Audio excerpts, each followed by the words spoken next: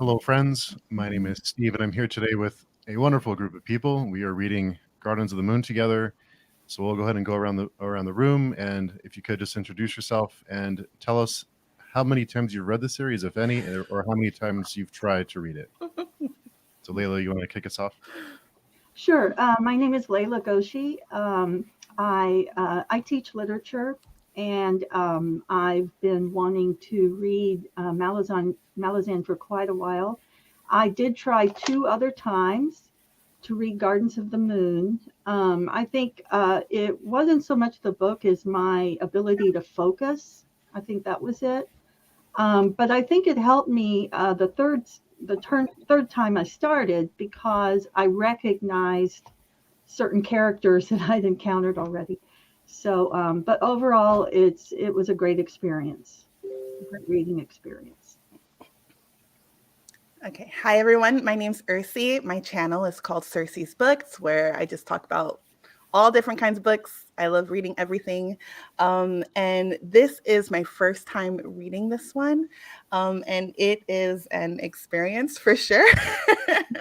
So I actually have a background in humanities and history and all that kind of stuff and education. So I was really surprised with the struggle with this one, but I mean it's not so bad. It's just a Mhm. lot. So, but yeah, this was my first time reading this one, so it's very interesting. I'm just excited to talk to you guys all about it. So, My name is Joseph Carroll. I'm an author, just a general member of the BookTube community. I like to support, great people, helping people read and learn, stuff in general. This is my second time reading Gardens of the Moon. I'm actually like 4 books in, but I came back to kind of refresh because there's so much that goes on in this first book. So I wanted to go back through it and make sure I, had everything as straight as you possibly can. Okay, I'm Philip, and I read this series for the first time. I don't actually know exactly when, probably around 6 years ago, I'm guessing.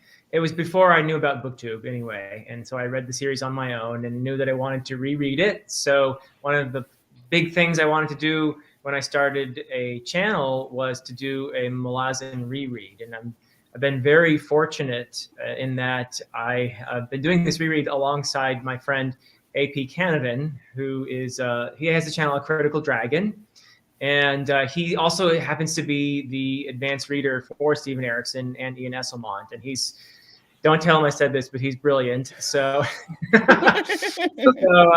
it's been a lot of fun for me to read the series alongside him and learn from him. And we've had a great time discussing the series over the last. We're not quite done. Actually, I'm in book 9 right now, Dust of Dreams, and I'm almost done with it actually.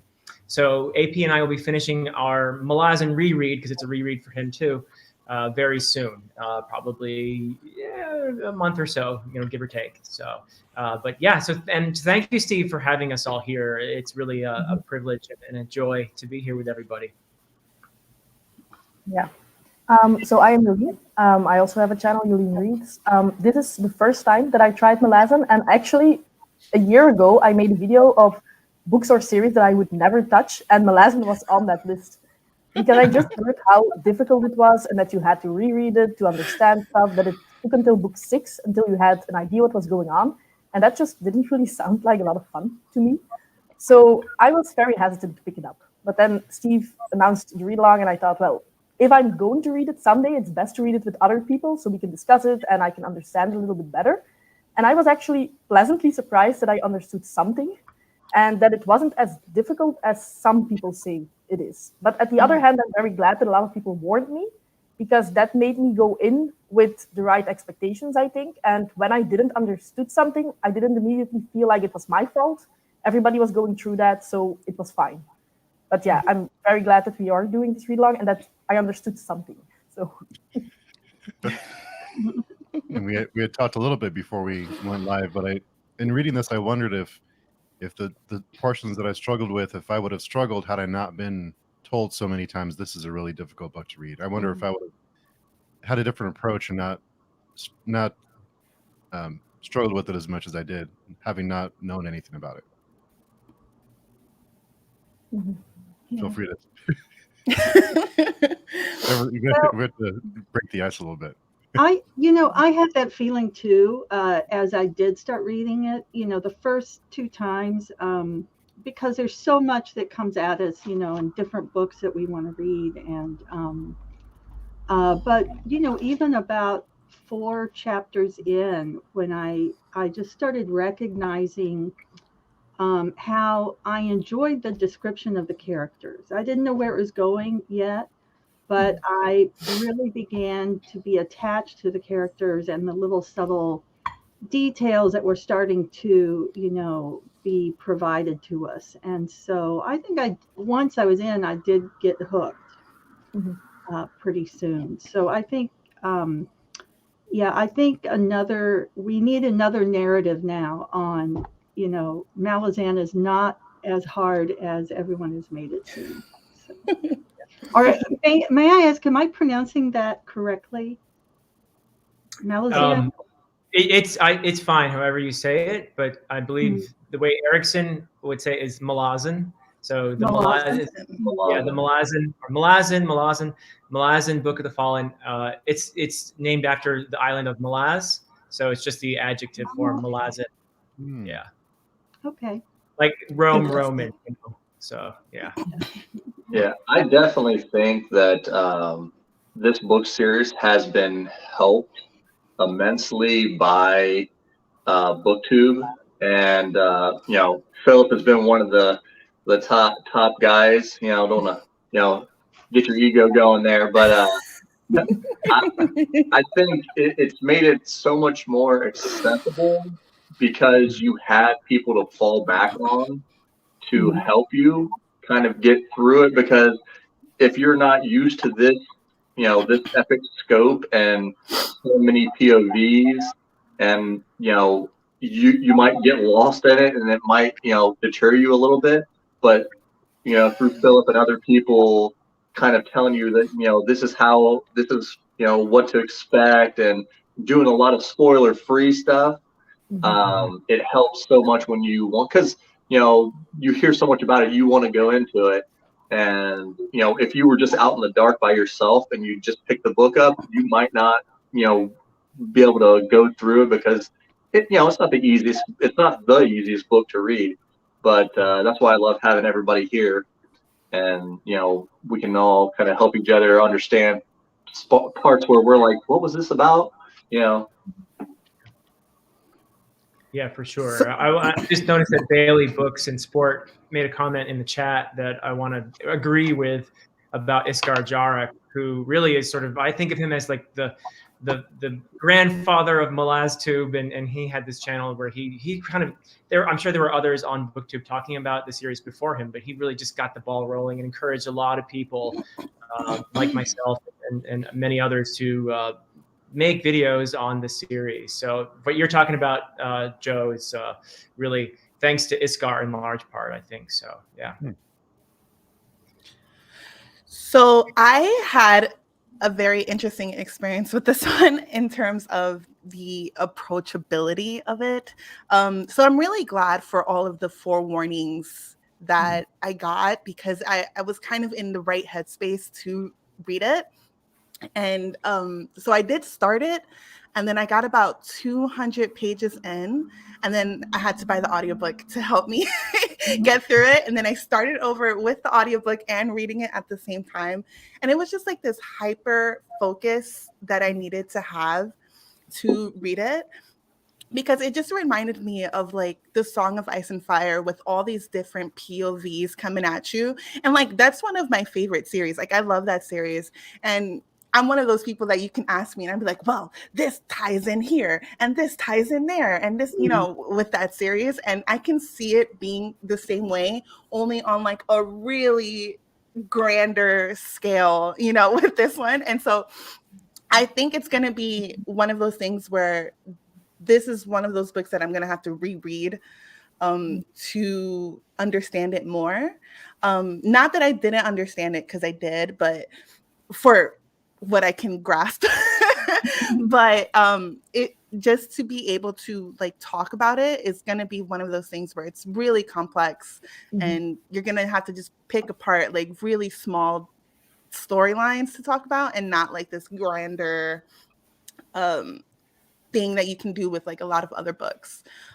So it's really complex, and I like that about it, but I just struggle with the approachability of it. Like I really do believe it's not for everyone just because of how complex it is.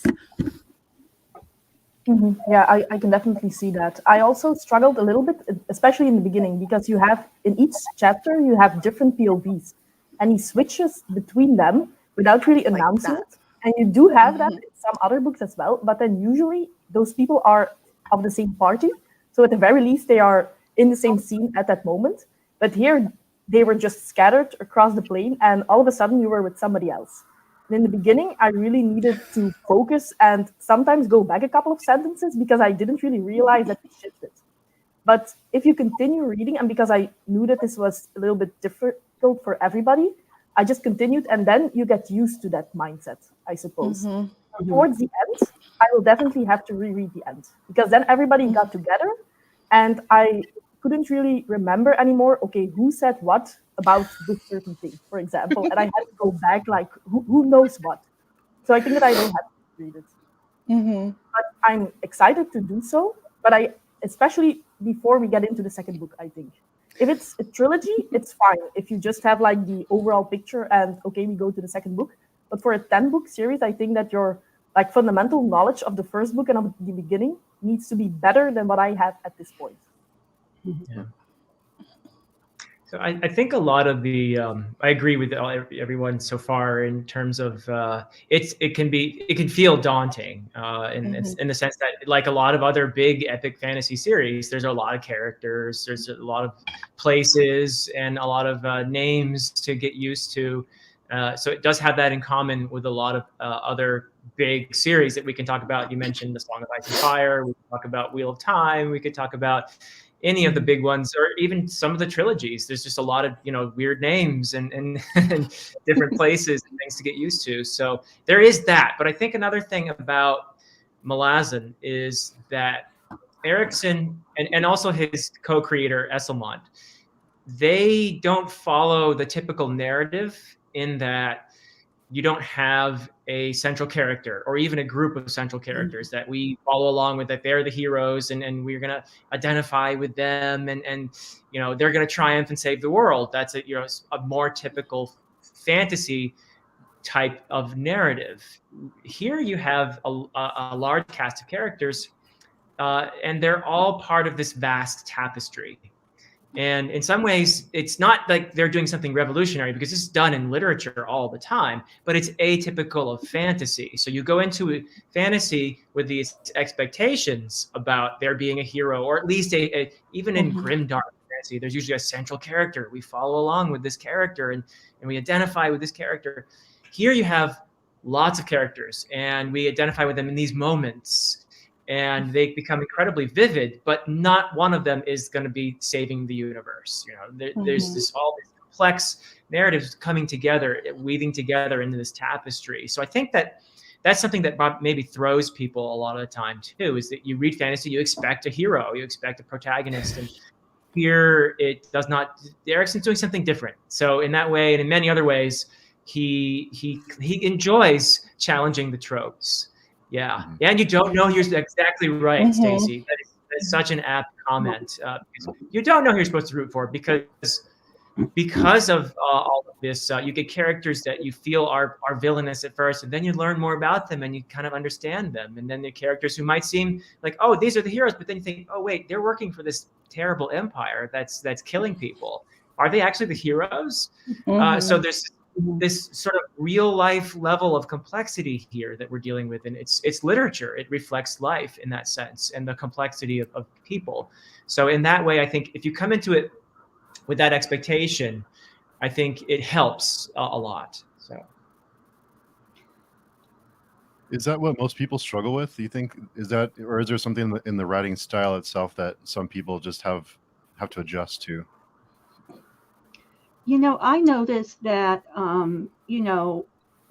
it opens with Ganos Parin, I think, and as a young man, and that is a trope of the young man, going off to war and that kind of Yeah. thing. So I focused on that. I kept thinking, okay, I'll see him again, and I did see him again, much later. But it is apparent now that he is not the hero of the story. He is just it's just like the window opened there, and our window on that world opened there, and it just happened to be Ganos. And so I think in a way that's helpful to Hook, but at the same time, I think that makes it confusing because for a while you keep waiting for him to come back. And then eventually, we see a wider world. Yeah. So I think there beautiful. was that one line that he says, and it comes up again, and I had to highlight it. He goes, who was it? Somebody said to him, "The best life is the one the gods don't notice." And Yeah. I was just like, I feel like that's gonna come up again, and it did, and it kept coming up again because he was just so upset about having to be put in these positions. He's like, "Why me? I don't understand." Yeah. But I really like that line because That's I what was like, yes. Oh, go ahead. Oh, go ahead. Oh, I thought Philip was Okay, going to say yeah. something. Oh, I'm not Rookie- sure what's going on with the internet here. Oh, you're coming in okay, if you can hear us. Okay. Did I disappear, or did everyone else, or did we all? I don't know what happened there. Oh, we were here. But anyway, okay. It was just me then. Sorry. So I just wanted to react to what you were saying because Whiskey Jack says that to Parent Yeah, in the Whiskey prologue. Yeah. So, Mhm. but that's something that reverberates throughout the story, and that's another thing that Erickson does. You sort of look for these little things. There's a lot of foreshadowing, that things that just sort of fall into place. So, yeah, that's beautifully said. And don't believe a thing that Ruth and Bad says either, because who would trust somebody with a name like Ruth and Bad anyway, right? Quick Ben is the real hero of everything. Oh, Quick Yeah. Ben is fun. And speaking of the beginning, I love the battle at Moonspawn. That was such a different type of combat or actions. It was a different type of action scene that I don't think I've read before in fantasy, not like this, but it was really on a grand scale and not, it felt epic with not a lot of it didn't take up a lot of space on the page, but it felt epic in scale in the moment. Mm-hmm. It was definitely different for sure. Like with all these different players in different parts of like the field, or even just seeing like the aftermath of it with hair what's his name? Oh, there's so many characters. Hairlock, right? And I knew Hairlock was going to be one of those mischievous characters, like just from his way of like cheating death in those moments. I don't know if we're doing spoilers or anything, but Hairlock and his like he's like cut in half and he's on the field and stuff. I really thought he was going to be one of those mischievous characters, but even like just the aftermath of like Tattersail like screaming and all, like you feel the pain that everyone is kind of going through afterwards, and I don't think that we see that a lot. Just everyone kind of feeling those moments of like looking at the destruction and like what to do with the bodies and all that. Like I thought that was pretty interesting. I'm glad you mentioned Hairlock. He's one of my I guess favorites in a way. At the end, maybe not his end, I'm not sure, but he I found some humor in his situation. I don't know if I was supposed to find humor, but he's seeking immortality, but yet he's trapped in this box and he's trapped in this body, and just furious and so powerful, yet yet so boxed in at the same time, literally, and I don't know, I found some of it humorous. I don't know if that was intended to be, but yeah, he's a favorite. And Sorry is a favorite too. Yeah, definitely. One of the great things about the Battle of the Pale is that not all allies are friends or trust each other. Mm-hmm. Yeah, I really like that. And that also made me think, is somebody just being paranoid here, or if this is actually going on? And I liked, Steve, you mentioned that it felt very epic. Normally, I'm not somebody who likes military fantasy, but here, even though it was epic, you still focused on some of the characters. And it was really a device to make you know those characters more and make them more distinct, which I really enjoyed. Because just from that first moment, you already meet quite a few of those characters, but for me, it wasn't difficult to distinguish them, which normally I can't do that. So I really like that part. I do hope that it's not going to be more military fantasy focused in like military tactics, because I'm not the best at that. But judging from the first book, I hope that I will be fine. Philip's face said it all. Well, I will say that there's plenty of more military fantasy in the series, but there's also, I know people who love military fantasy and that's their favorite aspect of the Malazan Book of the Fallen. And then I know people who cannot stand military fantasy, but still love the series because it offers so much more than that. Like Layla was saying about Hairlock, it is funny and there's a lot of humor in the series. There's a lot of pathos in the series. Erickson has incredible range where he can reach high tragedy, but he also can do some really, crazy comedy at the same time. And he mixes all this. That's why, I mean, a lot of times you'll hear people compare it to like Shakespeare or something, because you get that in a Shakespeare play as well. You get all kinds of levels going on simultaneously. So there's plenty in there that's not military fantasy as well, but there's a lot of military fantasy to come. So I'll just say that. Yeah.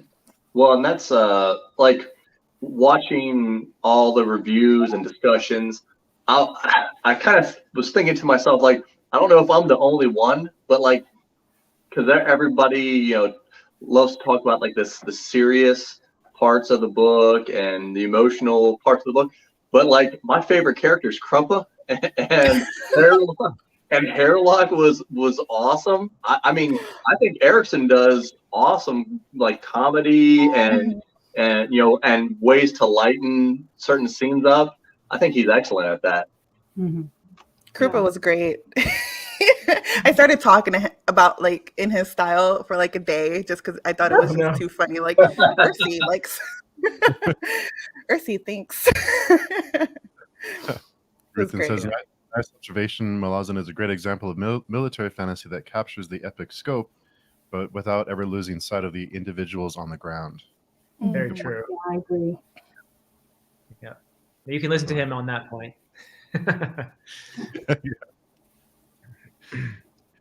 So I'm sorry, go ahead.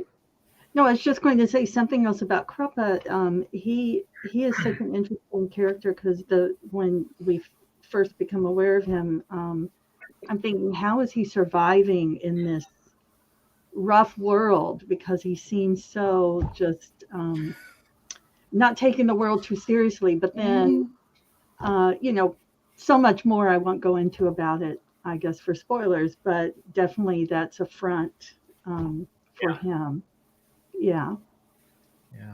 Are we doing spoilers? We are, right? Or are we waiting? Yeah. Gardens of the Moon is all, you can spoil everything. Yeah. Okay. Spoil away. Okay, great. Yeah, because I totally agree with Layla about Krupp and how he puts up a front, and that's a very clever thing because he's actually much more power. He's the eel of Darujistan. He has incredible power, and he is clever enough to hide that from people, and no one knows his actual role. He's kind of very slippery, behind the scenes, and he appears, very non-threatening and sweaty and ridiculous, and always stuffing himself with pastries, and he's very subtle, like he's walking down the street and waving his hands around and stealing things and putting them up his sleeve, and he's just sort of this walking comedic absolutely mind-blowing, powerful character. So yeah, it's a lot of fun. I absolutely love the character as well, and he kind of has a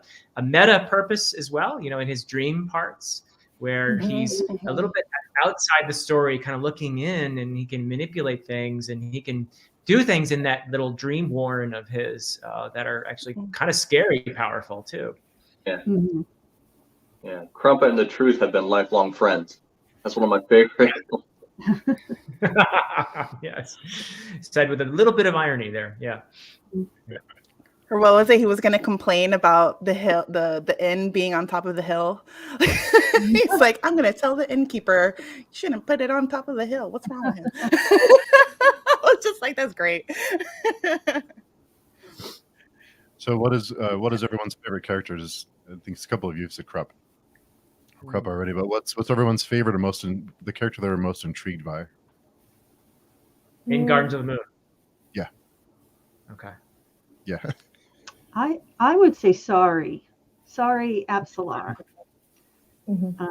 Yeah, I love the name. I mean, the name Sorry, it just conveyed so much about her situation, even when I didn't know as much about her, you know, in the beginning. And then her choosing the name Absalar, which Crocus did not seem to like too much, but it seemed to be choosing a name of power. And so, you know, we'll probably see her again at some point. I mean, that's such a rich character. This can't be the only book that we find her in. So crossing my fingers that that's the case. Yeah. I liked a lot of people. I liked Sorry a lot for mainly a lot of the same reasons you said, Layla. But I also really liked Lauren and the power that she kind of holds, like a reserved power. Like she knows she's going to have this authority over all these people, and they're going to do what she says because that's her position. She's right under the Empress. Even though, again, it's really hard to root for her because you're part of this empire, right? And that's trying to take over. I just think of like Star Wars, right? So, like, it's like you're rooting for Darth Vader. Like, what? It was really hard to root for her, but I still really liked her character, and I was really excited to get her perspective a lot of the time.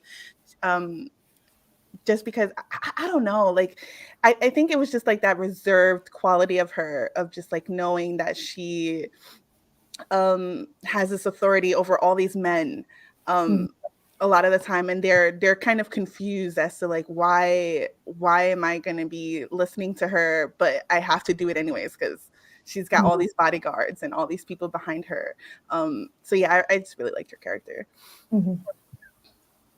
Yeah, I agree with that. I also really liked when you have the standoff almost between Lauren and Tattersail. And you can see that she has some personal feelings towards Tattersail, to say the least. But then she remembers, I need to be the voice of the Empress, and she completely shifts. So I thought that was interesting to see. But I do think that my favorite character was actually Tattersail, and I think we will definitely see more of her. Hi, Stacey. Hi, I finally got my computer working. Yay! Oh yeah, Tattersail was fun too. Yeah, because now they are saying something of a seer on the far west or east, somewhere far away, and I want to see if maybe Tattersail is coming back to play something related to that, because she's very powerful as well, and now she's a child, but she's already 6 years old. So there's definitely not really a linear timeline here. So I would like to see if something happens there. And I also like that she is a bigger lady, but it's not really focused on. You just know that she is, and she's not like the comedic relief almost, which you often see. So I really liked her character in that regard as well. Yeah, and one thing I think Erickson has done really well is with Animator Rake, is he's supposed to be this epic character from the beginning. Everyone talks about him, or is afraid of him, or super respects him. But in a lot of books, when you have a character that's set up like that, once you get into the character, it doesn't feel like what you expect or what you hope. But I think he actually has, through his dialogue, I think he has some of the best development through this first book, at least. Because some of the characters, they are who they are, kind of, through the whole book. You just kind of know them, and they're kind of the same character at the end of the book.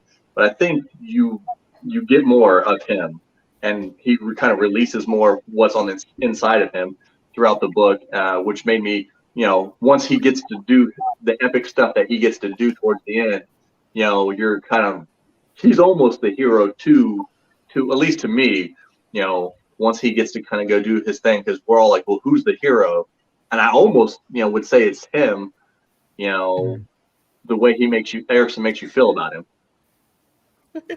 This comment made me laugh. Wait.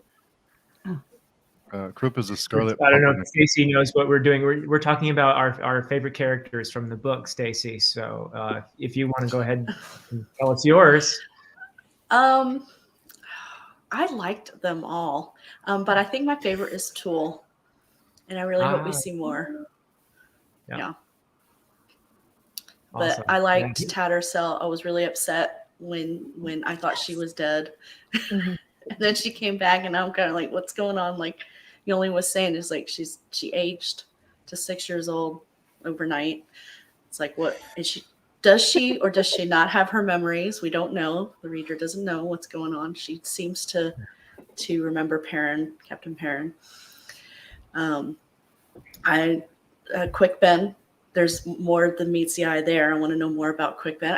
I loved all the characters, even the ones that I at first thought were, like you were saying, were supposed to be the bad guys. And then it's like, Lauren was probably the closest thing to the villain of this story. And even then, you don't really know what to think about her.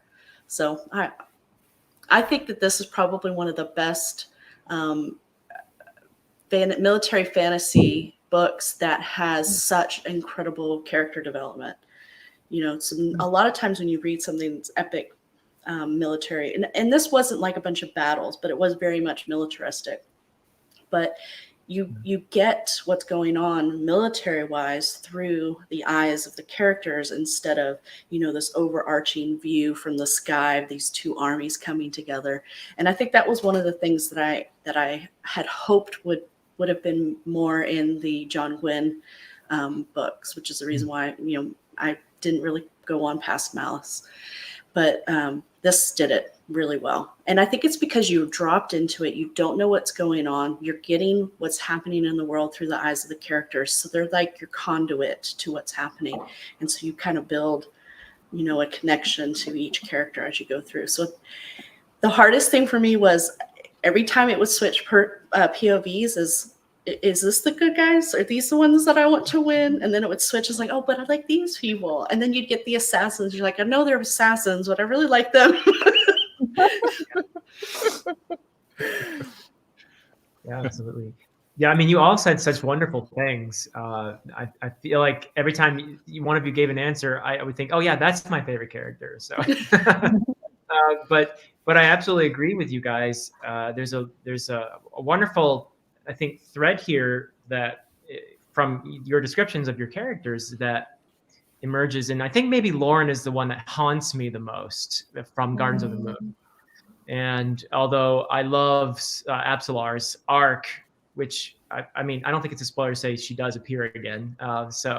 But Lauren's the one that haunts me the most because I felt that there was the potential there for her to do the right thing. And she ends up doing what she feels like she's part of this vast empire. She is literally the adjunct of the Empress. She is the Empress's will. She is the arm of the Empress. And so she's really not supposed to have any will of her own. She's there to enforce, to do what is best for the empire. which isn't always very nice. It ends up crushing people. It's like we're all these little cogs in this vast wheel, and she feels very much like that. I think that speaks a lot to the modern condition, actually, and the role of larger things like empires, and they roll over people, and they can be incredibly indifferent to our individual fates. So Lauren feels very caught up in that, I think, and there are moments when her humanity almost comes out.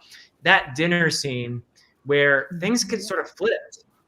Because Yolene mentions Tattersail, and we love Tattersail. She's one of the characters that we identify with, and she's wonderful. But in that dinner scene, what we learn is that she was responsible for the deaths of Lauren's family, and that this is the thing that's haunting Tattersail. And so the things get flipped. Suddenly, Lauren's not the villain. Tattersail is here in this particular scene, at least. Or maybe villain isn't the right word, but we learn things about both these characters in this scene, and we get the sense of empathy for Lauren here. She was a child when this happened to her, and she was taken by the Empress at some point, and we don't know what it entails, but she was made into the adjunct. I assume there's some kind of training involved that's not very kind. So for her to have little hints of her humanity there when she's near the end, when they're releasing the Jagged Tyrant and she's with Tool, and that's happening, she has second thoughts. And for her sake, I wish she had sort of stepped back, but she ends up, unfortunately, making the wrong decision, making the decision that is, in conformity with her role as the adjunct rather than the humane decision, and releases this horrible terror on a city full of civilians. But she's a tragic character. Her ending in this is just absolutely, I never felt like, yay, she's dead. It was more like, this is a real tragic waste of a human life, Yeah. And I like the way that Perrin dealt with that too. I mean, he could have left her, there, but he took her, and I thought that was really, because he was very angry, right? I mean, he was like, I'm going to get her. He was, he felt betrayed by her. He felt like but I don't know. It was different. It was more than what I expected. It kind of showed his humanity. That we all get angry and we're like, oh, I could kill him. But if that were ever to happen, that's how we would react. That person ended up dying. We would be like, oh, So I thought that was a very human scene for him, the way that he reacted to that. And it kind of was like, maybe this isn't what I wanted, but it's too late. But this is going to be one of those series that I'm going to have to see it through the end, because I already am so invested in the characters. And I have to say, I started Dead House Gates, and I was like, oh, who are these people? Whiskey Jack. Yeah, that's funny.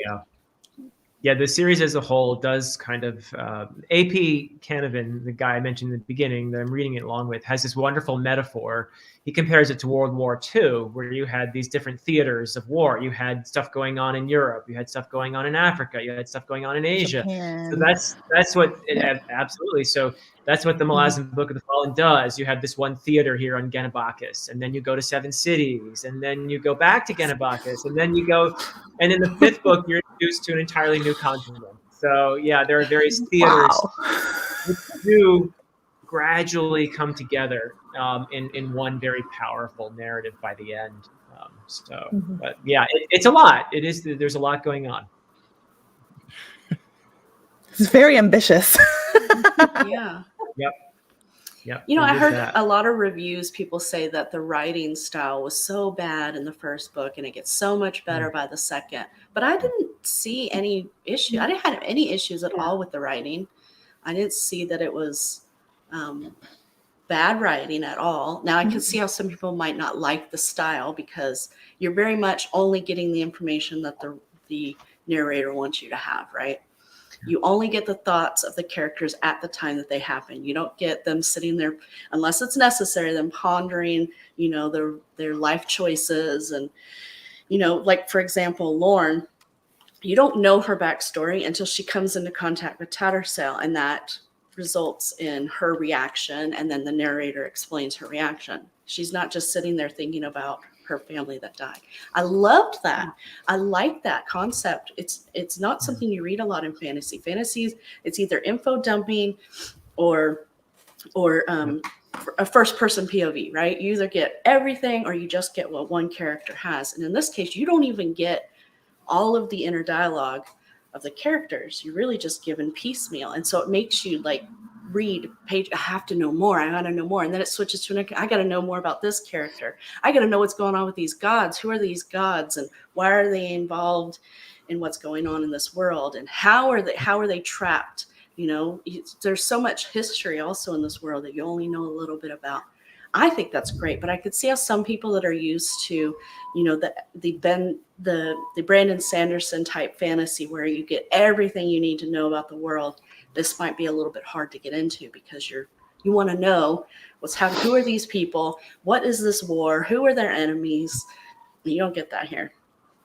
Not in the same format anyway. But I'm curious, having read, I don't know if anybody else here has read the rest of the series, but having read, do you see any validity to that statement? Like, does it get better? Or in what way does it get better if it does? Oh, to the idea that the writing was okay. Yeah. So first of all, I agree with everything you just said.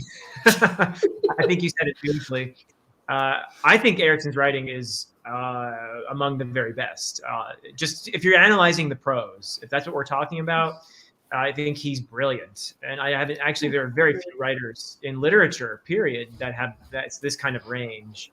And if you're talking about the portrayal of characters, I don't know too many writers who can get me invested in a character that quickly either. And using exactly what you said, you hear this all the time, but the show don't tell. More approach to presenting characters where the reader is sort of not given every little detail that's going on. You have to sort of use your head and sort of figure out, oh, okay, this is, what's going on here. So it invites a certain level of reader participation. It's a less passive experience, I think. And Gardens of the Moon does that. And I think what happens is people sort of aren't used to that and they get thrown into it and they maybe even resent it a little bit. And so they think this is terrible writing because, so I think that reaction happens more with Gardens of the Moon, whereas people get further into the series and they get used to it. So there might be a perception that the writing improves because of that. I don't see a vast difference, honestly, between Gardens of the Moon and the rest of the series. I know that Erickson has said, he has expressed it here and there, kind of maybe I could have helped the readers along a little more in Gardens of the Moon, and that might have helped. So he has said that, but I don't think that it's in any way, shape, or form terrible writing. It's actually brilliant writing. I didn't think so either. In my opinion. I thought so. Actually, I agree too. Yeah. And something I noticed, I actually had to sit and think about it. Right off the bat, I started I could feel the mood of the world that the characters were in. And then going back to actually look at, even how the book opens, just the choices of words like rust and centuries old and, different terms that immediately I felt like I was walking into a darker world. I don't mean that in a negative way, but as I was reading through all of the book, I just felt this weight of darkness, I guess, over everything. Partly because what the characters were saying, but also how the scenes, the word choices used with the scenes. And I do think it's art. I'm just, just thrilled by it. So, so that's my comment on that. Mm-hmm. Well, one thing, I initially thought that Stacey had said people had commented about the writing. I thought they were meaning the prose initially. And no book's perfect, but as far as the prose go, I would put Erickson at the very top of the list. Like, I don't know if anybody, they're sure there's some people that's probably up there with him, but as far as his prose go, I think they're as good as it possibly gets. I mean, as you just read through it, you're just like, I mean, if I were to try to write something like that, it would take forever because I would just have to it would be a mind melting experience to try to get it to flow the way he does. So, his prose, and as far as, I don't know, maybe if people feel like, because he comes from a D&D background, right? So that's where him and Enslavement, that was their big thing, so maybe some people feel like they just walked into a D&D a D&D campaign that they've been doing for a long time, and they're just like, hey, sit down, and you're just like having to kind of grasp where you're at in this situation, because he doesn't hold your hand as much as some other authors will. So and maybe that's because I feel, at least in the second book especially, I feel like he dials in more. You're not as all over the place, I guess, as you are in Gardens of the Moon. So maybe that's why some people think the writing gets better. But I mean, I think his writing's pretty consistent. The style and everything is consistent, but he just kind of dials in the future books, on to fewer and fewer characters. I don't know past book 3 and 4 if it gets even more dialed in, but It's funny what Frank I don't know what he's saying here. The very first, I guess it's the prologue of Dead House Gates. You read like a whole page and then you're like, oh, okay, this is, I can't even remember the woman's name, but I was like, who is this person I'm reading about? Oh, okay.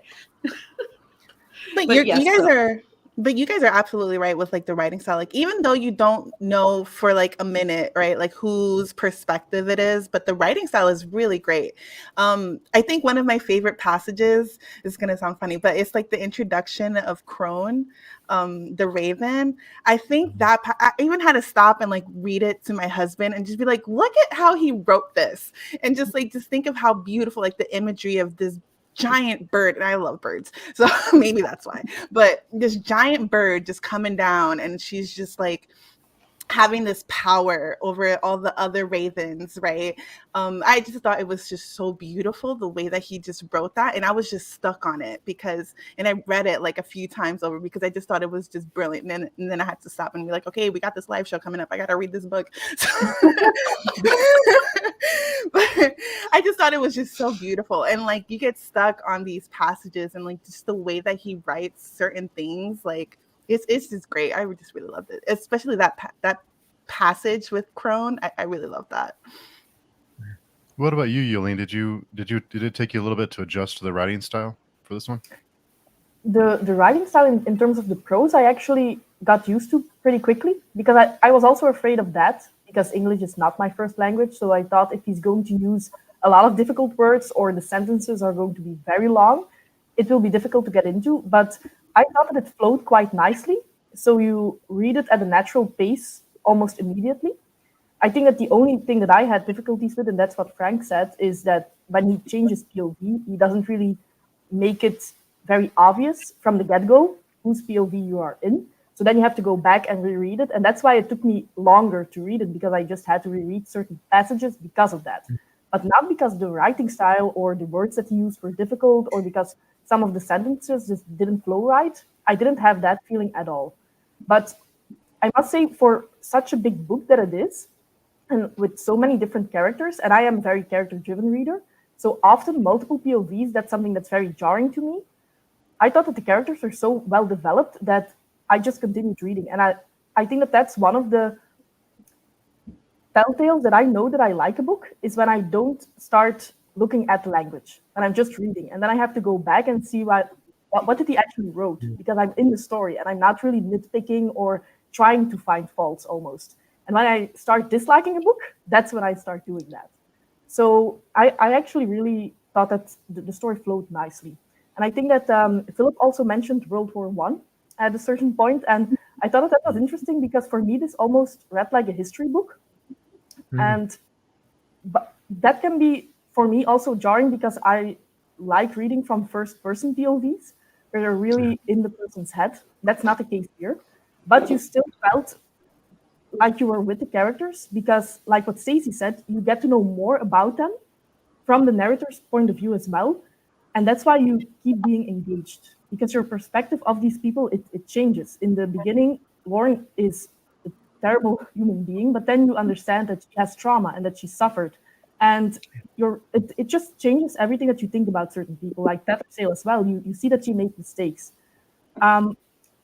I also asked the question actually on Mike's Discord if people thought that this was grim dark, because it's not like Mark Lawrence or something like that, but I felt like almost all of the characters here were morally gray, and there was no right and wrong, and this is a very dark world, so it almost felt grim dark / very realistic to me in a very dark world. But I would like to see how this gets explored further. It's a great point, Yulin, because as I was reading this, I thought this is a lot darker than I was expecting. That I would if it's in the grim dark category. But no one can review what grim dark means. But yeah, anyway, it's like, not that horrible things are happening here or that you have very gruesome scenes. I haven't seen any, very torturesque scenes here yet. But just the characters in itself, they feel very morally gray. But then, at the other hand, that's also very realistic, especially in a military setting. You're not going to have somebody who's, completely without blame. True. Yeah, That's a good point. Go ahead. Go ahead. I was just going to say, I thought the same thing when I was reading it because, but for a different reason. It just seemed like Erikson kept us in the dark parts of the world. And when I say that, I mean, even when you went to Darujistan from Pale, you only saw the dark parts of Darujistan. You saw the Assassins Guild, the thieves. You saw the corruption and the politics. You hung out a lot in a dark pub. You never really saw the happy-go-lucky people. Even when at the end, when you're going through the festival, only time you see the people gathering and enjoying is when Animin or Rake is like, "Get off the road! You're gonna all blow up." So it wasn't even just that the characters were dark, but Erikson kept you in the very dark parts of the settings were always the darker, more grim parts of the world. Yeah, That's a great point. Yeah. So the way I think of it as, and by the way, I like grimdark. So this is not a criticism at all of grimdark. Mark Lawrence's Broken Empire trilogy is one of my favorites. I love Joe Abercrombie. So there are plenty of great things to love about grimdark. But I don't actually think of Malazan as grimdark. And even though there's a lot of suffering in there, there's a lot of pain, and that is a reflection of the world we're in. There's a lot of suffering and loss and pain. But ultimately, it's a series that, and it may become more evident more after Guardians of the Moon, but it is a series that people say this all the time, but I think it's worth repeating. It's about compassion. And you will see this more and more. You will see this become, there are moments of connection where, for me, grimdark tends to emphasize our alienation and a sense of meaninglessness all around us, and then we're just sort of fighting to carve meaning out of this essentially bleak world. And there is bleakness in the Malazan Book of the Fallen. Absolutely, there's some real suffering. I mean, you haven't seen anything really yet. There's really awful stuff that happens in the series.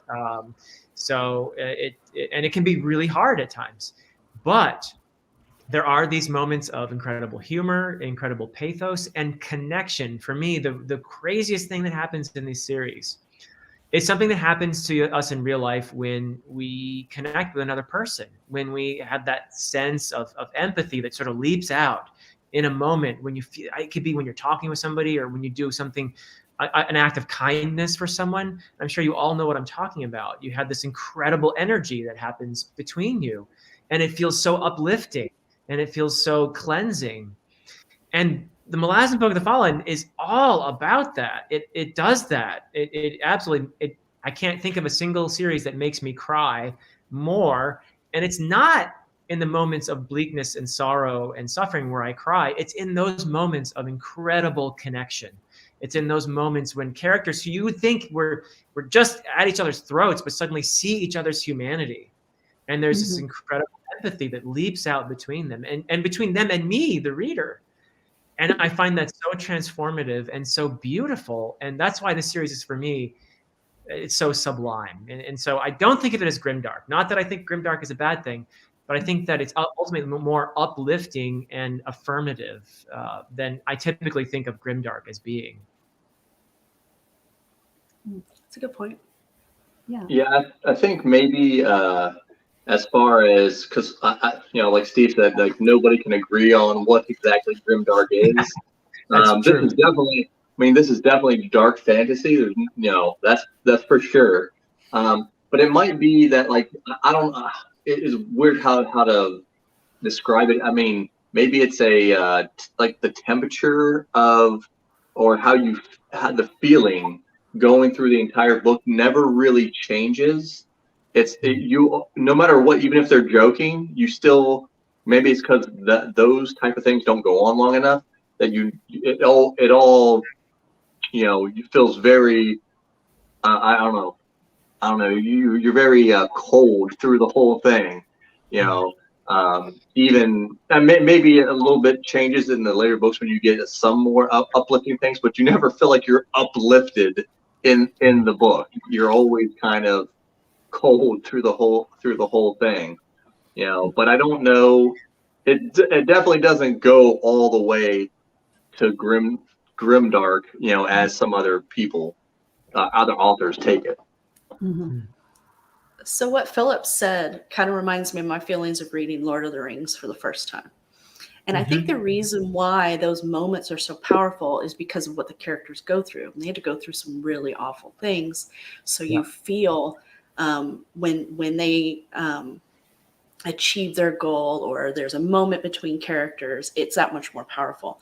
And that's what I felt in Gardens of the Moon. When you had those moments of compassion, for example, what I said about Perrin and how he didn't leave Lauren in the street. And another example of Perrin is when he finds Cole in the plains, and he helps him get back. Now he had his reasons for wanting Cole to take him into the city, but it also came from a place of compassion. He didn't want to leave him. And he could have, insisted they go right away, but he said, I think you need another day to rest. Those moments are very important. The whole relationship between the bridge burners and then, so I agree, but it makes it more powerful because of the darkness that surrounds them, that when they do that, it's brighter light. But I also enjoy the levity. As you were saying, there's a lot of humor in here. I think that the levity in the story really is so much fun because it makes the characters seem a little bit more human. There's two moments that come to mind when I think of it. One of the moments was when Fiddler and I can't remember the other saboteur. That when they're playing cards with the kind of like tarot deck, and they're playing cards with that. That was so funny. And then also when Creppa, he has this whole like mask, this personality that he puts on when he's around people, and that there's a moment where something happens and he's so shocked by it, he drops that mask for a minute, and the people around him go, "Man, he must be really drunk," when he's actually talking more coherently.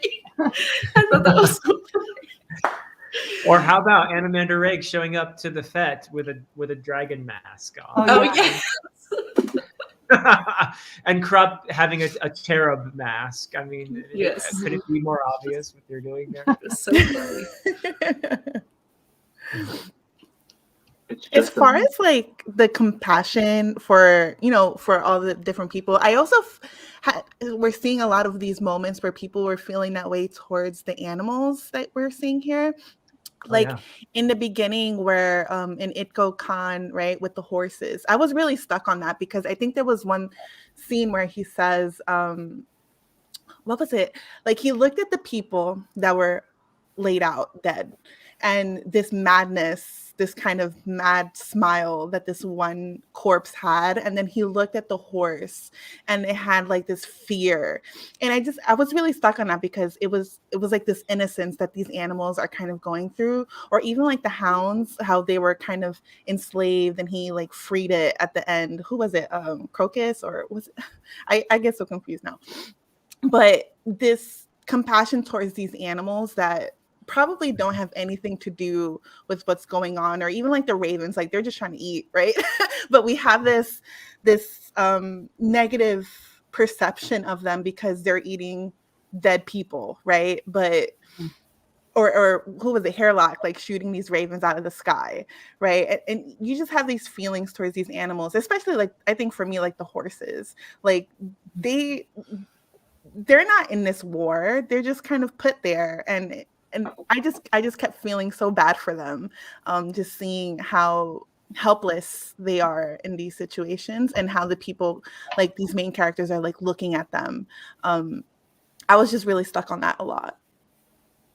Reading Rainbow, which is the best. I love that username. The Demon Pearl, a standout moment in Gardens of the Moon for compassion. Remind me again, because I feel stupid. I don't remember this person. You pity me. So yeah, he's the one that is on the roofs of Darujistan during the assassin fights and all of that. Is summoned in order. Yeah, and he dies in defense of, is it Column?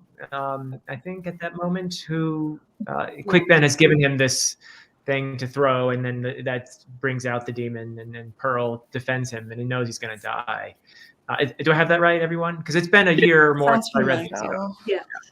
So that's what I think, and I agree, because and just like Ersi was saying, there's an environmental aspect to this series as well, and a sort of the compassion doesn't stop at humanity. It really is. There's a lot of about animals and all our fellow creatures, and that sense of connection I was talking about isn't just between people. It's between all of life. It's all of life, that our connection to the cosmos, and so absolutely. And the fact that Pearl is a demon doesn't make me feel any less sorry for Pearl in that moment. So yeah.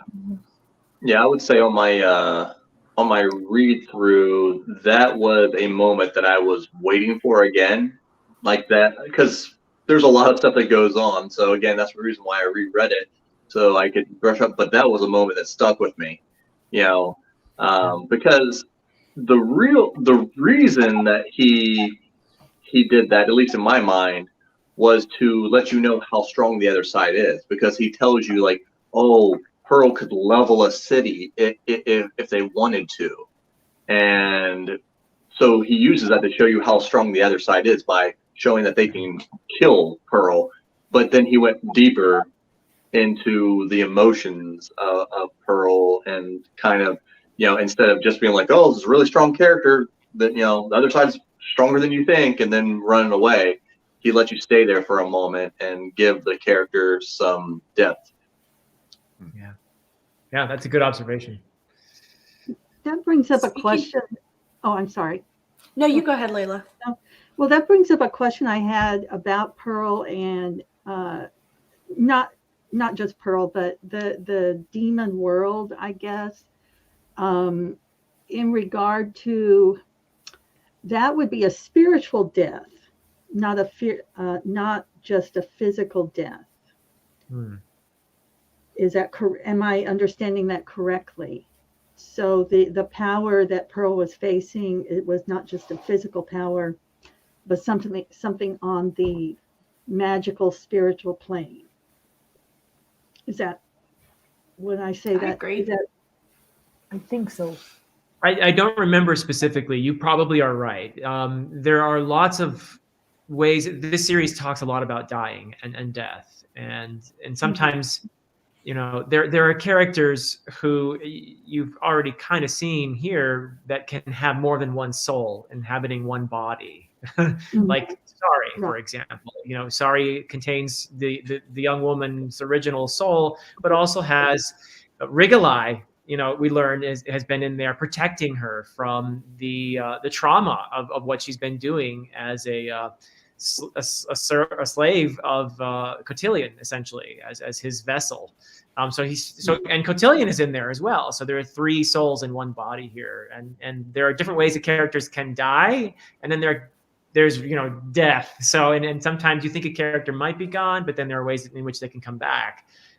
So that's something to look out for, I guess. But then there's really, really gone, and then maybe that's what happens to Pearl in that moment, and there's no possibility of coming back from that. I don't remember specifically, but it sounds like you're right to me. Okay.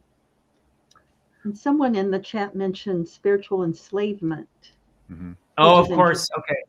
So Frank mentions Dragnapur, which is a whole. It was Pearl killed by. Oh, huh. Now I'm wondering how much of this I remember. Okay. I don't even Uh, remember. I just read it.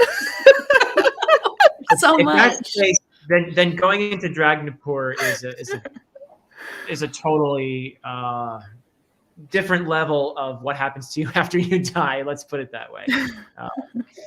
Yeah. So cool.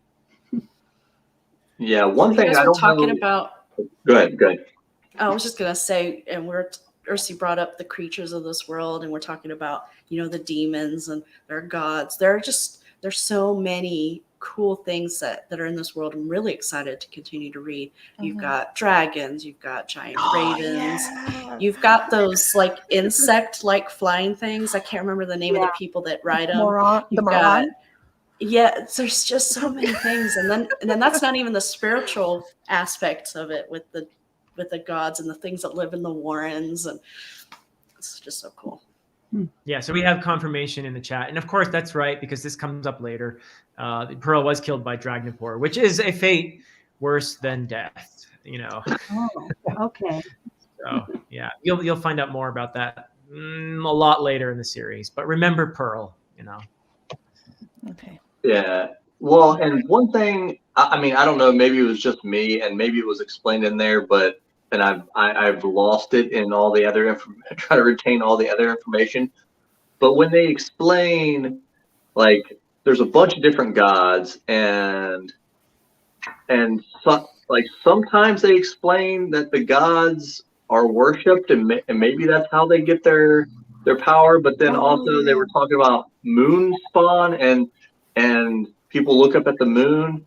So at one point I was thinking to myself, is this a separate planet that just moves around? Is that where he's from? So is he basically an alien and he's just his people are just more powerful, or is he an actual god in the city that just kind of floats and goes wherever he wants to go? So a little bit, I was kind of confused on like certain aspects on that. I'm like, am I the only one that was kind of confused about that? Yeah. So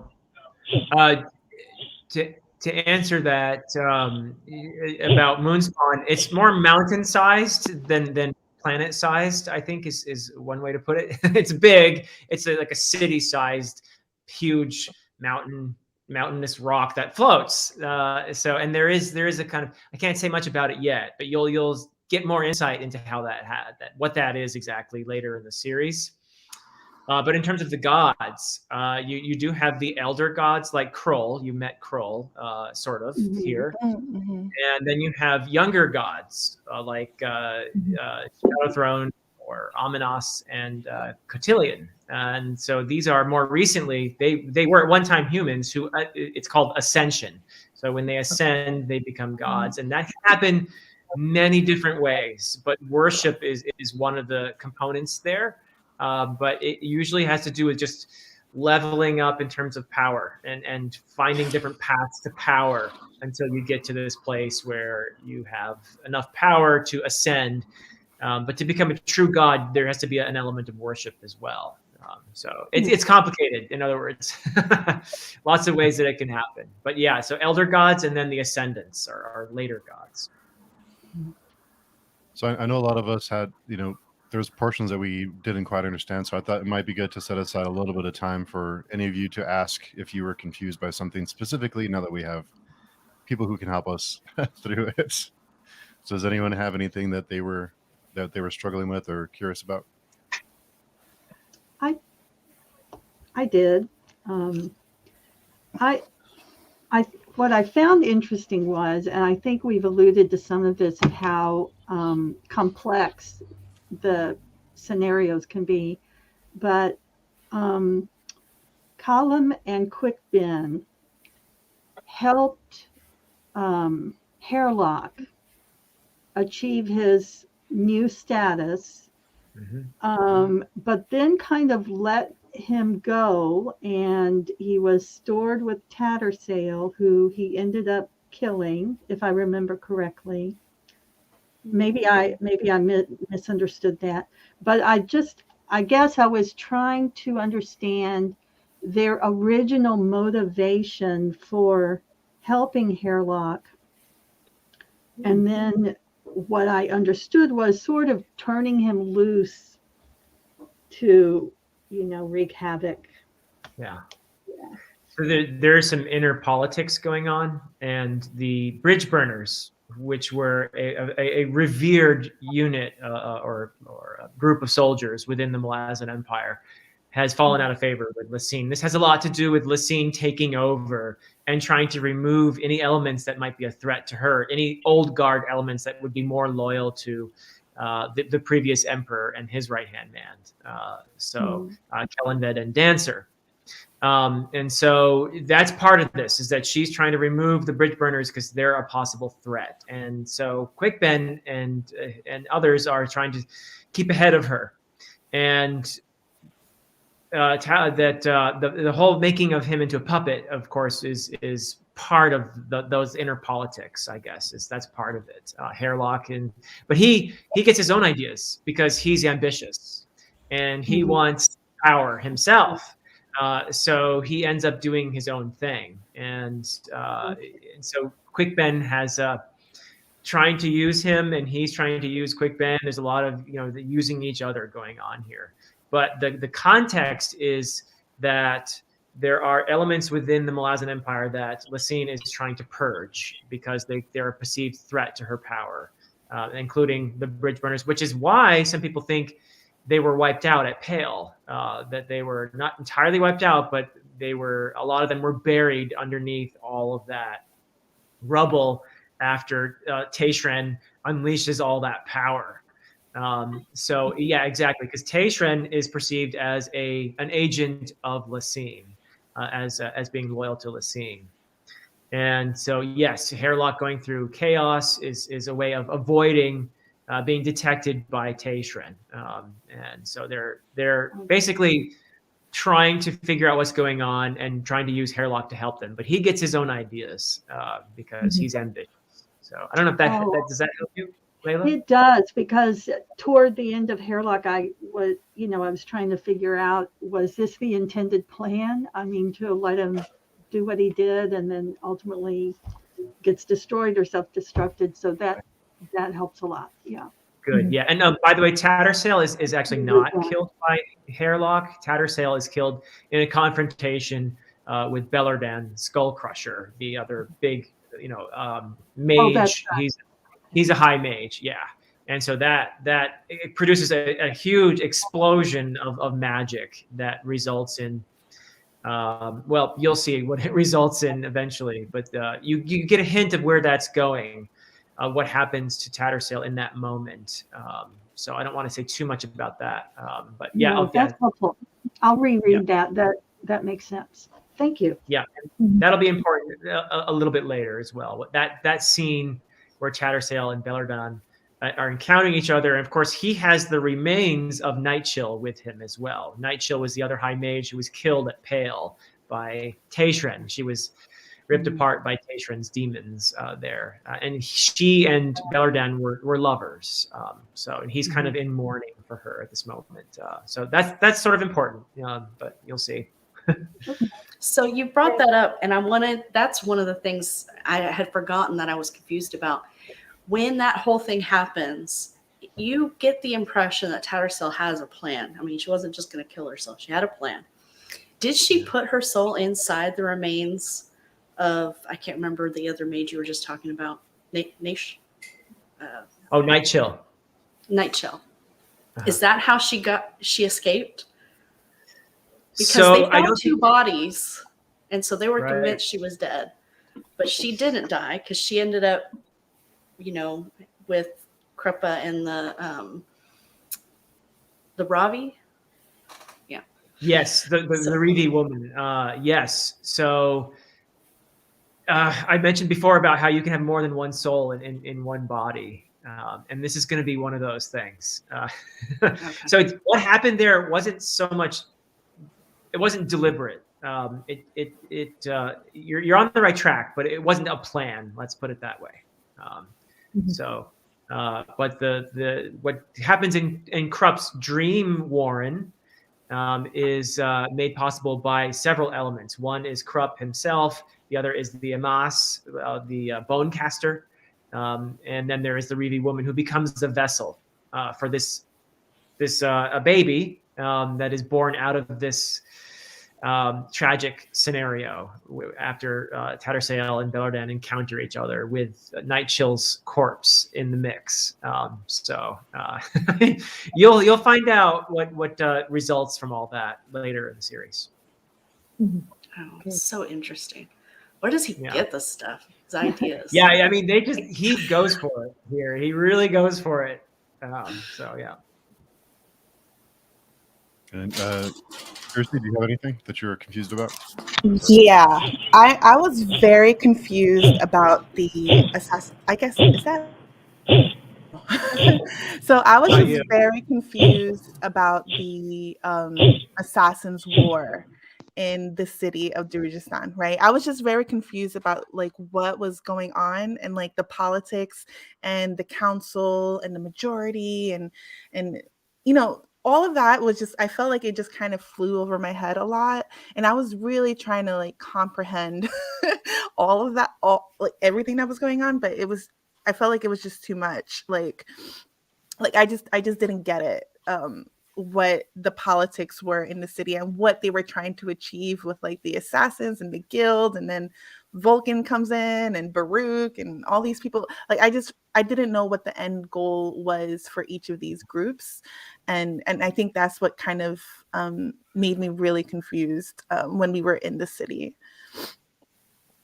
Yeah, does anyone else want to take a stab at this, or should I go ahead? Steve's like, no. All right. So Darujistan, the last independent city in Genebakis, where the Malazans have been taking over, has several factions within it that are sort of in charge. You have the council with counselors, like Cole used to be one, but you have what's his name who gets killed by Ralik Nam at the end. Or yes, thank you, Turban Orr. Yes, so he's a counselor as well, and these are aristocrats who think they're in charge. And there are the assassins. Can you say that?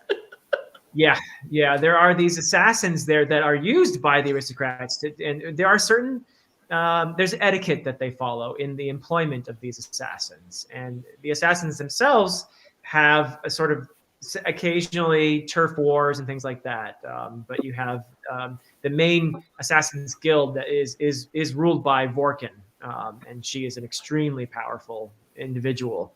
And so you've got the council, you've got the assassins who are used by the council and to sort of get rid of enemies in a certain, you have to follow the rules when you're using an assassin, but they're an element of control.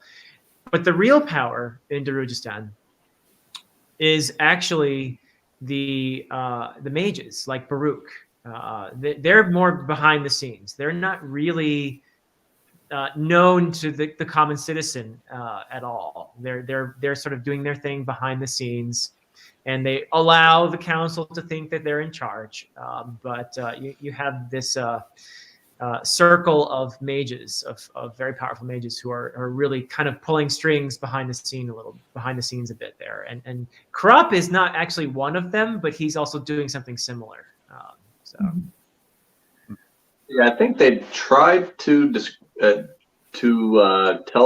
you what was going on. I don't know. I don't know if that was wholly on purpose because he thought maybe you would be confused, but he was just like, you can't topple the government this way because everyone greases the gears here in a certain way. So if you have to take over, you have to leave most of this intact, or the whole thing falls apart.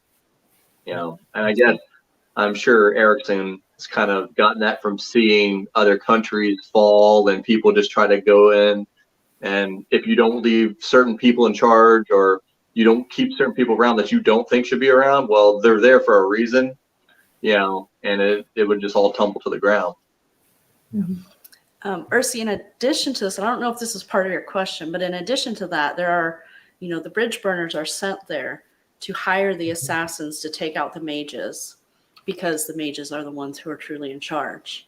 And then you have Animander Rake, who's working with the mages, and Shadow Throne also trying to stop. That's why they're assassinating assassins, so the assassins can't, be hired. It was all confusing to me too, but yeah, I made a lot of notes and I didn't bring any of them with me. But I every time a new character was added, I would go to the front, where it lists the characters, and I would write what page they came in on so I could go back. It's just all these strings. I just think of that meme from Always Sunny with Charlie, all with all the strings. Dedicate a wall to the series and just keep track of it that way. And of course, and then not to mention what Lorna's doing with the Tyrant. Yep. Oh yeah. And you have Shadow Throne trying to oppose Lassine's plans in Druidistan as well, which is it's just all these elements, and it can be it is deliberately chaotic. And when it's a typical Malazan thing at the end, just have them all converge. It's a Malazan convergence at the end, and that's what you get. It's just what is going on here, and everything's exploding, and there are all these different elements coming together all at once, and that happens in the series a lot. It's usually a lot of fun. Coin keeps spinning. Yeah, it does. Yeah, and the Crimson Guard are there. Yes.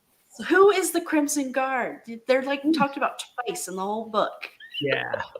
So the Crimson Guard. Them up. They're a group of technically mercenaries that are originally from Quontali, which is the same continent that the Malazan Empire is based in. And they are against the Malazan Empire. They've sworn a vow to defeat the Malazan Empire. So they are bitter enemies of the Malazan Empire. And they have been fighting the Malazan Empire in Genabakis along with Animander Rake and Kaladin Brood. They're in this sort of loose alliance that has been opposing the expansion of the Malazan Empire in Genabakis. So that's who they are, the Crimson Guard. Yeah. Oh. And then the Claw. They come up a lot more understand who the Claw was? Sorry? The Claw? Who are they? Oh, so the Claw are the Imperial assassins, and they are loyal to Lassine. They do her bidding, and she was the head of the Claw before she became the Empress, and so they are one of the primary means by which she achieved power. So the Claw, yeah, and they have assassins, and they have also mage assassins as well. So they're pretty scary. That's what Lorne is, right? She's got the special sword. That's so Lorne, right? Yeah, she's different. So the Otaterol sword, Otaterol is a substance that defeats magic. You can't use, especially not the Elder Warrens so much, but the normal Warrens. You can't use magic around Otaterol. So it defeats magic. Having that sword makes Lorne largely immune to magic. So that's what that is. And so she's not a Claw, but she is an agent of Lassine at the same time, though. A different agent, I guess. The Claw has a head whose name is Topper, and you do meet him in the book as well early on with, I think he meets with Ganos Perrin earlier in the book. So, yeah. Oh, I'm going to have to rewatch and re-listen to this and take notes. Yeah, there's a lot. Yeah. And Yulene, was there anything that you were kind of wanted to clear up? Yeah, well, I was wondering a little bit about the traveling through the Warrens, because we have Hairlock, and when he gets into his puppet body, he's already pretty unhinged. But I felt like when he was traveling through the Chaos Warren that he got more and more unreliable, and up to towards the end where he kills those ravens for no clear reason, or at least not one that I could really tell. And I was wondering, is it because he travels so much through that Warren of Chaos, because that's one that all the others can't really access? Or is it something that happens to all the Warrens? If you use too much magic, does this do something to your mental state? Or is it just because he's in that puppet body? I always thought of them as magical wormholes. Yeah. That's not wrong. Yeah. Yeah. Mm-hmm. So Hairlock was not a nice person to begin with. He was kind of a malicious individual. But I think you're absolutely right, Yolene, about the influence of him being in chaos, and that just increasing his tendency toward cruelty and random cruelty. So he just, I think that when the Warrens are kind of complicated. So they are both conduits. Mages are essentially themselves conduits to the power that comes from these various Warrens, and they are also, they're sources of power, but they're also places you can travel in and through. And so chaos is sort of outside all the other Warrens. It's dangerous. You don't want to mess with chaos because of the influence it can have. And if a mage allows too much power to course through them, it has really negative consequences on their sanity. And that happens a few times in the series. So I think you're right about Hairlock becoming more and more unhinged as it goes along. He was my favorite character. I loved him. Yeah. I was wanting to know like what everybody thought about the magic and the Warrens in general.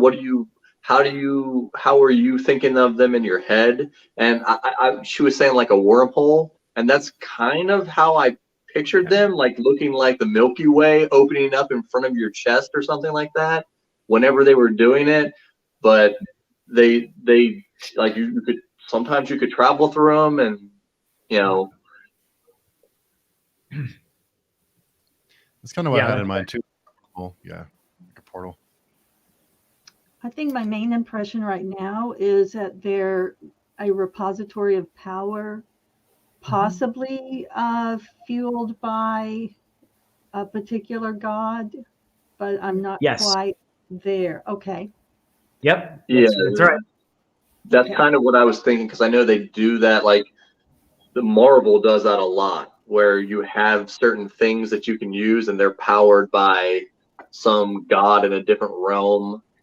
You know, so that's kind of what I was thinking as well. Yeah. Yep. Yeah, you get more and more sense of what they are as you get through a series, but you never are quite sure. The Warrens and also the deck of dragons, which you mentioned, some people mentioned earlier, the tarot deck. You never really know how that works exactly, and there is an element of chaos to it, and unpredictability. And it works differently in different hands. Different people use the deck of dragons differently from others. Yeah, Paulson. Yeah, there's a lot you get to get used to, but that's part of the fun too. I mean, it's a series that allows you to gradually come to understand these things more and more. And I had the problem when I first read the series of wanting to know it all at once. And I didn't allow myself to just enjoy getting to know all these quirks and aspects of this world and the way the magic works. And so I would just advise anyone, don't do what I did, and don't try to master it all at once. Just allow yourself to become more and more steeped in it. And it builds and it grows. Like when it comes to the magic, this is the kind of magic style that I actually do enjoy. I have a hard time with like, I might be in the minority in this, but like with Sanderson, like I've only read like the Mistborn like once, and there's all these rules, and I felt like I needed to like take notes and like to figure out like what all these things are. And like over here, it's really different because it's some people have magic, some people don't, some people can access things. You know, some people you can give them something and it helps them defeat the magic, like with the sword. So I just like, this is the kind of stuff where it's a little vague. I think just because I kind of like magical realism too, like where this unexplained kind of magic that's coming in play. And I really like the mysterious and the vagueness of it all. But there are some sort of rules too, like you're tainted by the Warrens, like the different Warrens that you access and stuff can influence how the outcome of whatever you're trying to do, right? Or even like with Krupa, he's just like, and I'm gonna cast a spell on you to make you forget, like where does his magic come from, But it's really vague, and I kind of like that. It's just like, just go with the flow, these kind of this magic style in this one. That's one of the things that I like about it. Yeah. I totally agree with Ursi on that, because when you don't set all these rules to your magic system, it could really go anywhere. And we see that at the end of Gardens of the Moon with this like acorn that turns, you know, the what is it called? The finnet? Yes, finest. Yeah. Anyway, the finest. And it turns into like this tree monster thingy, which then is embodied by the spirit of the tyrant. And it's just like, where does Erickson come up with this stuff? But you can do those things and surprise the reader with all these new things because the magic system isn't so hard. It isn't scientific. The reader doesn't know everything and all the possibilities of it. And I thought that was great. Like that whole scene I had to read over again because I was like, okay, the tyrant died here, but then its spirit went into here. And then it's like, what? Okay. And then they blew it up, but it didn't die. It was just yeah. You're talking about the Azath. So that's another element of the Malazan world that is can confuse people at first, but they're entities that are pretty inexplicable, but they seem to be interested in balance of power, and they will absorb very powerful entities, threatening entities like Raced, and keep them prisoner. So that is one of the things they do, and you can also travel through them. But if you go inside one, it can be very difficult to get out. And the one that absorbed the tyrant, that became the house that in the epilogue. Who was it? Was it Crocus that went into the house, or who was it that went into the house? It was Ralik Nam, perhaps you're thinking of at the end. Okay, yes. With Vorkin, yeah. Yes. Because another function is if you go into an Azath and you're terribly wounded, it's like time doesn't apply inside the Azath, so you won't die. You'll probably just eventually just kind of heal inside there. So it's a way of saving her life in that moment. Yeah. Okay. That's a good way to put it. Yeah. Yeah. So Paul says a warren is a path to a different realm. Each realm has a specific aspect of magic. You can tap into a warren to sip at it, or jump right into it, use it to travel. That's my mental definition anyway. Mm-hmm. Yeah, that's good. Yeah, so like Telon is fire, right? There's a fire element to Telon. Omtos Falak has ice, right? It's a cold warren. Rashan is darkness. And there are other older ones that are shadow warrens. Yeah, well, is this in the back of the book? Is it? I think there may be. I don't know if it's in Gardens of the Moon, but I think there may be books where it does list the warrens. And a good resource if you don't look at things that can be spoilery is the Malazan wiki, which will define all these things as well. Yeah, I'm just afraid. I'm afraid that it's going to spoil me, which is why I haven't gone in there. You do have to be careful in there. Yeah. I want to look up a character. What? Oh, I was just saying it was a good resource, especially like putting faces to some of these people, just like the artwork. It helped me a lot. Yeah. Well, I went to look up somebody because I was like, who was this person again? And they weren't listed in the front of the books. And it spoiled me for something they do later. And I was like, oh, oops. So I don't like it anymore. Yeah, I'm not sure. But like most of the time when people do magic, they talk about I'm opening up the warren, or my warren's going to do this or that. But when Krumpa does stuff, he just seems he just like put a spell on the guy or goes to sleep. So I don't know if Krumpa is definitely special, but I don't know if there's something outside of the warrens that he has, or if he is something that just projects the power or something. But I don't remember him ever talking about opening up a warren. I don't think he does either. Yeah, you're right, Joseph. You should be scared of Krupp because of that. And there are is his own warren. Yeah, well, there are other types of magic as well. You'll meet a character later on named Bottle who uses an entirely different type of magic. It's more empathy based, or more. There's earth magic as well. There are older types of magic. But the main type of magic you're going to encounter in the series is the warrens. His finger waving does it. Yeah. So did you guys catch at the end after Animander Rake kills the tyrant, not the tyrant. That what was that other being? One of the demons. Was the it a Jagger, demon? The Jagger. No, it wasn't the No. Jagger. No, Yeah, because he doesn't fight the Jagged Tyrant, who no, is no. He waste. fights. I can't remember fights who. a- Why can I not remember? Well, it's a big It's like we demon with a just big read old this. axe, right? Yeah, but it had a anyway. When he kills him, Galen Demon somebody War, else yeah. says a Warren just died.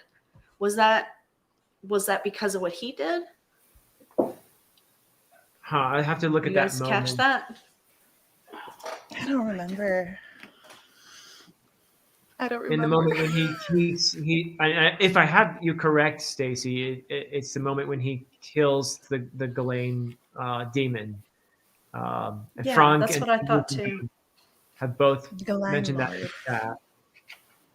I don't remember how that affects Warrens, but you should know that I think it's evident enough that that sword he's wielding, Dragnapur, when he kills something, that soul of that being enters into that sword. That's what happens there, which is why poor Pearl was so distraught when he knew he was going to have to fight Anamander Rake. He's like, oh boy, this is bad. So is that maybe what you're talking about there? The idea of him entering that particular warren of the sword? Or I'm not sure. But No, I mean, it didn't say it was closed. It said it was dead. A Warren just died, or Warren was just destroyed, something like that. I'm trying to find it. because there are warrens. I don't want to be spoilery about this, but there are warrens in the series too that are shattered and broken, and these things can happen as well, and they can die. So that is a thing in the series. What you're talking about, I just don't remember the specifics. They even kind of say that there are warrens that don't exist anymore, or that they thought didn't exist anymore. I mean, they kind of say that in the first book. That's right. Yeah, that's absolutely right. Yeah. So before we wrap up, I wanted to thank all of you for reading, because I feel a lot better about the book now after talking with all. So I wanted to ask, who's continuing on the series? Because I'm going to the end, but who's coming with me? I guess. Okay, cool. Yay! Look, it's unanimous, and I think we're planning on about 6 weeks from now. Is that about right? We'll come up with a date and let everyone know. But it's on our forums. If anyone's curious, wants to join in on it, anyone's welcome to join in and chat. So, thanks again to all of you for coming by. The time just flew by, and I lost track of time. Yeah. But, it was fun. It was yeah, great so to have you here. Yeah. Well, thanks guys for putting up with me here. I really enjoyed hearing your reactions. I thought you all said some really cool things about the characters, and it's so much fun to. Now I understand, because when I was starting my reread, how enthusiastic the Malazan fans can be, and how encouraging they have been for me, including some of the people who are in the chat right now, by the way. It's a really wonderful community to be part of. So I'd like to thank the people in the chat as well. But thank you all for, putting up with me, and and it's a lot of fun, and I can't wait to see what you guys think of Dead House Gates.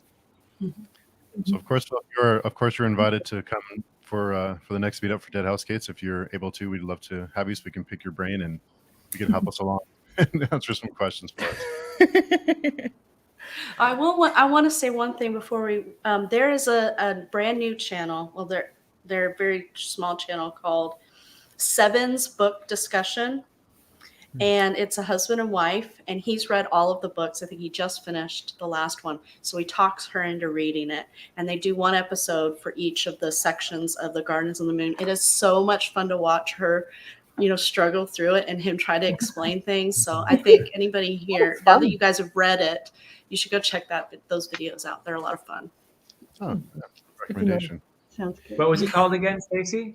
Sevin's, Sevin, Sevin's Book Discussion. Okay, thank you. Yeah. Well, yeah. And I do have everyone's channels that were to hear today down below, so be sure and check them out if you haven't already. And of course, Joseph has a book, More Than a Vampire, go check that out as well. All the links are down below. So thanks again, everyone in the chat, and everyone for coming by to come on by on stream. It's a pleasure. It's always a pleasure to meet with so many great people. So thank you for spending your time with us.